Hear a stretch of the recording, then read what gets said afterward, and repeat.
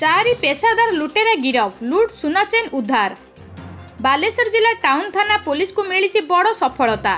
चारि दुर्दांत पेशादार लुटेरा को गिरफ करिछि टाउन थाना पुलिस।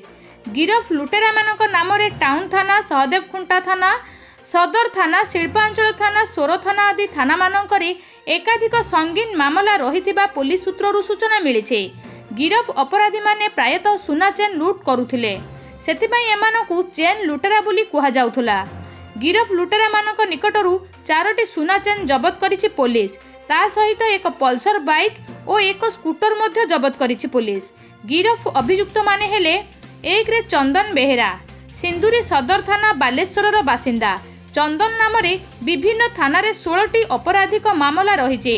2 रे रवि नारायण बेहेरा, अकटपुर टाउन थाना बालेश्वर बासिंदा।